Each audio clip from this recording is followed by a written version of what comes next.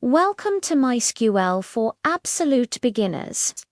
If you've ever wondered how websites and apps manage huge amounts of information, you're in the right place. In this beginner-friendly lesson, we'll break down the basics of MySQL, explore what a database is, and you'll even write your very first SQL queries. By the end, you'll have a solid foundation to start your database journey. So, what exactly is MySQL? It's one of the most popular database systems in the world. Think of it as a super efficient digital filing cabinet. It's an open source tool, which means it's free to use, and it's trusted by major companies and small projects alike. Its main job is to store, organize, and retrieve data quickly and reliably for all the websites and applications we use every day. Ready to dive in? Let's get started. Welcome. Are you ready to dive into the world of data?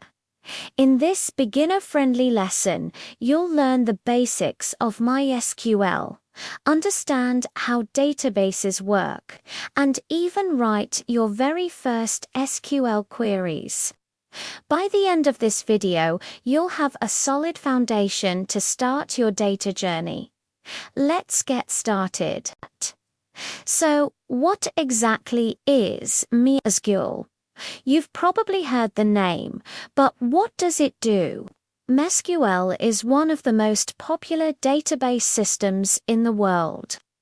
Think of it as a powerful tool that stores, organizes, and retrieves data for countless websites and applications.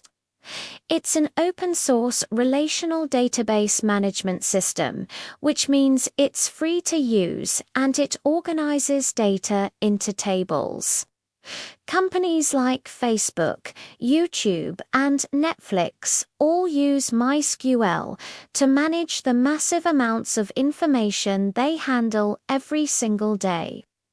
Essentially, if an app or website needs to remember user information, product details, or anything else, there's a good chance a system like MySQL is working behind the scenes. To understand MySQL, we first need to understand what a database is. Imagine a digital filing cabinet. Inside this cabinet, you have folders, and inside those folders, you have organized documents. A database is like that digital filing cabinet. The primary way we organize data within a database is using tables. A table is just a grid of rows and columns, similar to a spreadsheet. Each column represents a specific attribute, like name or age, and each row represents a single record or entry, like a specific person or product. Every piece of data in a column has a specific data type, like text, numbers, or dates, which helps keep our data consistent and organized. Alright, before we can start writing code, you'll need to get MySQL set up on your computer. It's a straightforward process. First, you'll want to download the MySQL Community Server. This is the actual database engine. Next, you'll need a tool to interact with it, and for that, we'll use MySQL Workbench. It's a visual tool that makes managing your database much easier. During the installation, you'll be prompted to set a password for the root user. This is the main administrator account. Make sure you remember this password because you'll need it to log in. Once you have everything installed, go ahead and open MySQL Workbench. Let's take a quick tour of the interface. When you first open it and connect to your local server, you'll see a few main areas. On the left, you have the Navigator panel. This is where you'll see your databases, which are called skimmers in Workbench. In the center, you have the main query panel. This is your workspace where you'll write and execute your SQL commands. And at the bottom, you have the results grid. After you run a query to fetch data, this is where the results will be displayed. It's a clean and organized environment for all your database work. Now, for the exciting part, let's create our very first database. In the query panel, we'll use a simple command. Type create database school. This command tells MySQL to create a new empty database named school. After you run this command, you need to tell MySQL that you want to work inside this new database. To do that, you'll use the command useschool. From this point on, every command we run will be executed within our school database. It's like opening a specific folder before you start adding files to it. With our database created, we need a table to hold our data.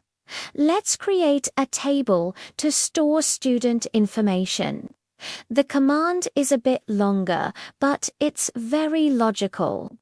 We'll type create table students. Then, inside parentheses, we define our columns. We'll have an ID column with a data type of int, which means integer, and we'll make it the primary key.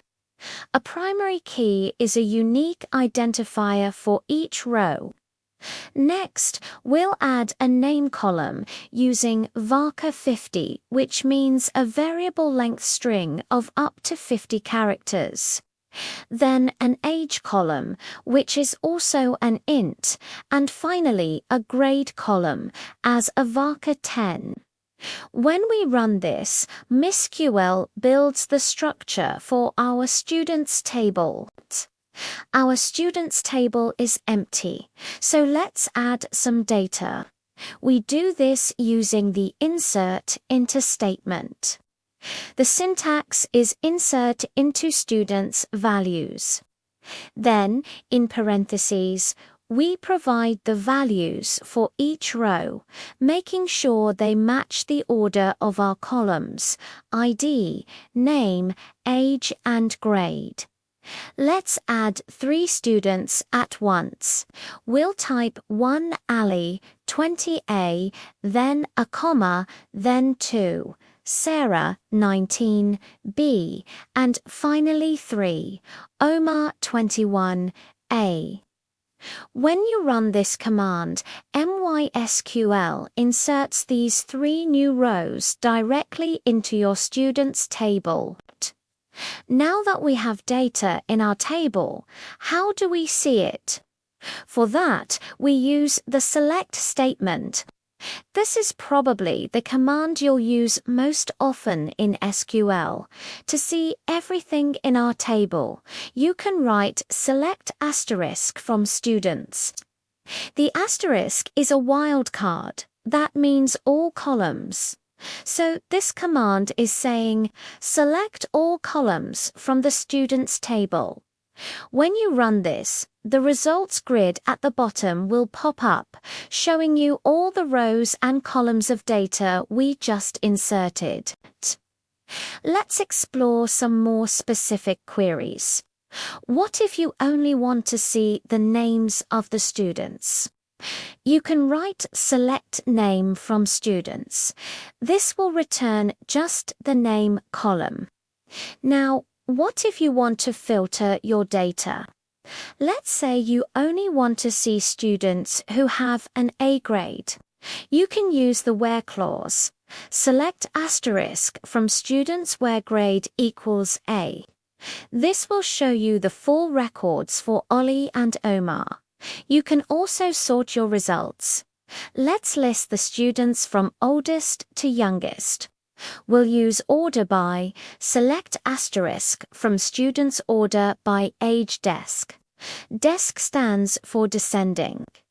Finally, if you just want to know how many students are in the table, you can use the count function. Select count asterisk from students. This will simply return the number 3. Great job. You've just learned the absolute fundamentals of MySQL. You now know what MySQL is, how databases and tables are structured, and you've written your first commands to create a database, create a table, insert data, and select it in various ways. You've come a long way in just a few minutes. In our next lesson, we'll dive deeper and cover more advanced topics like table joins, relationships, and more complex queries. Make sure to practice what you've learned today. Thanks for watching, and don't forget to subscribe for more easy-to-follow lessons. See you in the next one.